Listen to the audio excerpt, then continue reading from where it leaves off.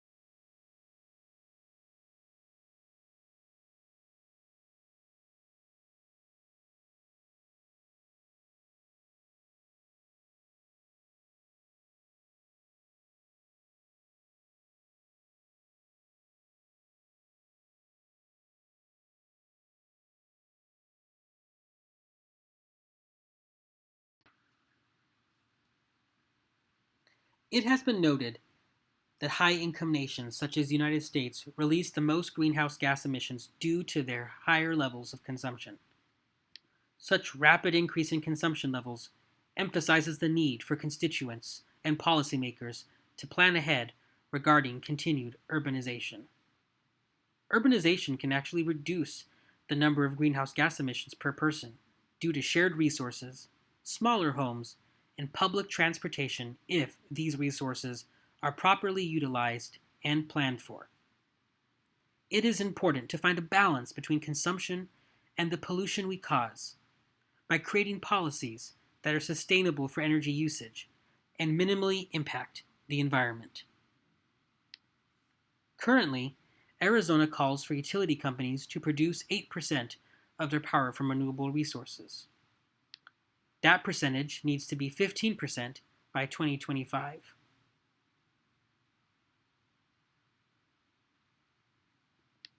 However, currently, government subsidies for fossil fuels exceed those for renewable energy, thus making renewable energy more costly.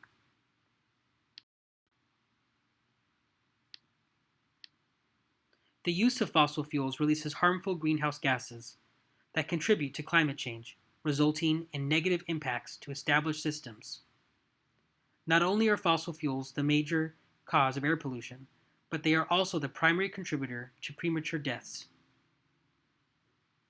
Annually, between 2010 and 2015, there was reported to be over 600,000 premature deaths from airborne polluted dust. all around the world. The true costs of fossil fuels are excluded from the pricing, as we can see from the costs resulting from the premature deaths. Global warming is hitting the desert climate hard. Because of climate change, dust storms have increased, and with these dust storms, we have seen an increase in valley fever, asthma, bronchitis, and other respiratory diseases. Research also indicates that minorities are disproportionately affected, and research substantiates this by pointing to the higher levels of asthma and other respiratory ailments among mostly minority communities.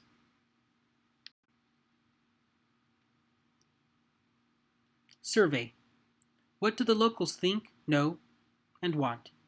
To further understand how this problem affects our target population, we conducted a community-level study using 9 Maricopa County residents. The participants of our research were all current residents of Maricopa County. Of the 9 residents interviewed, there were 3 females, 6 males, and they all ranged from ages 24 to 82, with the average time living in the county being approximately 21 years. Most of the respondents did report feeling that climate change has an effect on their daily life, and they reported knowing someone who has been affected by air pollution.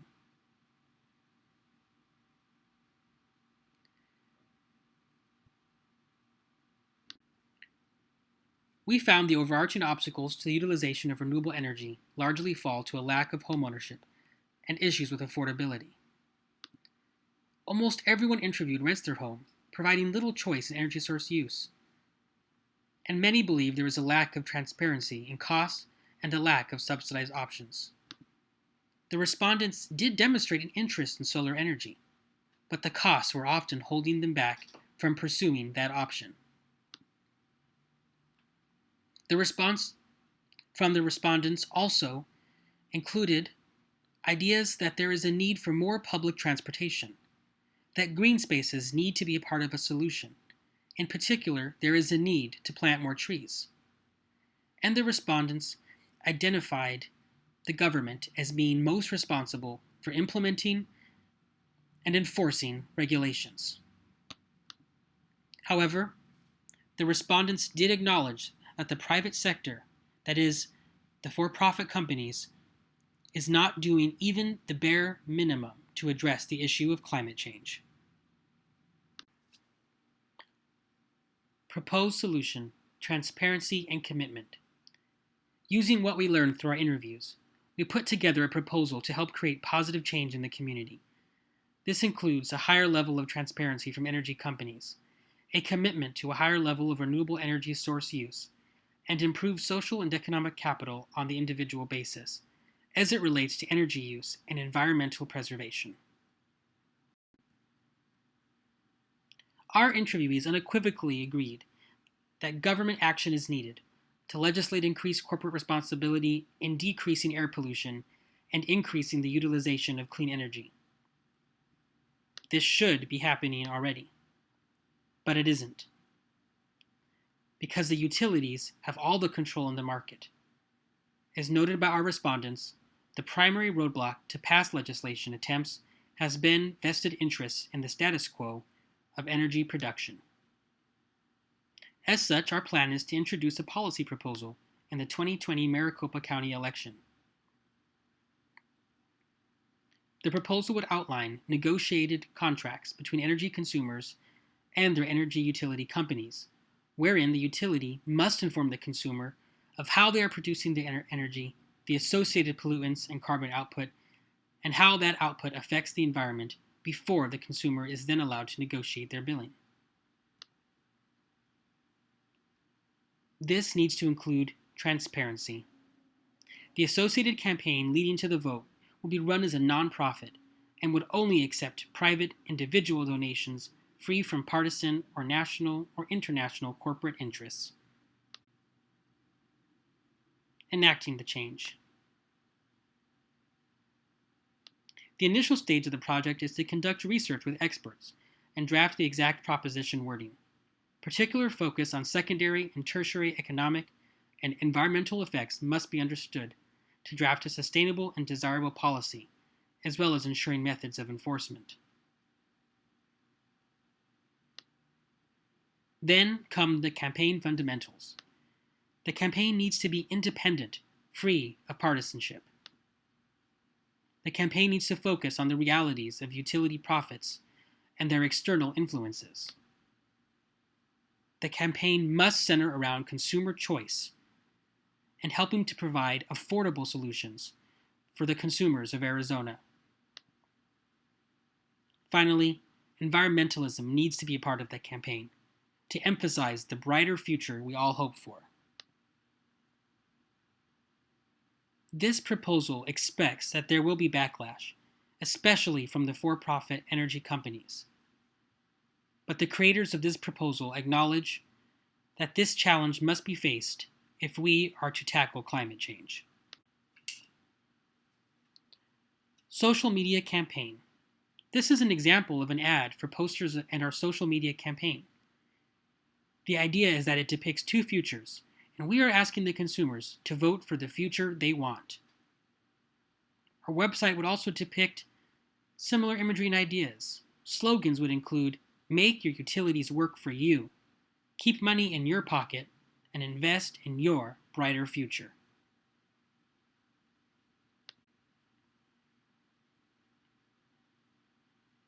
Linking together the community. This is an example of what the website would look like and what it would emphasize. It would focus on knowledge, transparency, connections, and commitment.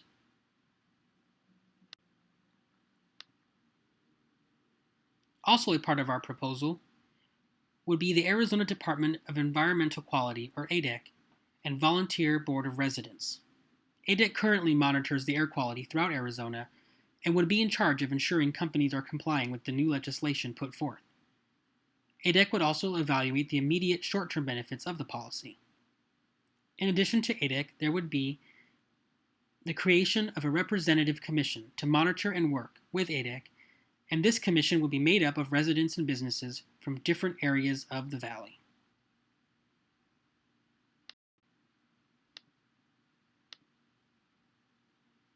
The evolution of this process includes the continual evaluation and processing, examining the short-term profits versus the long-term longevity,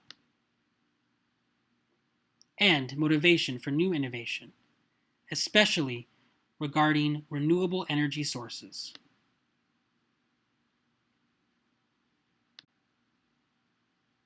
It is time to break the cycle and to create something new, looking for a brighter future.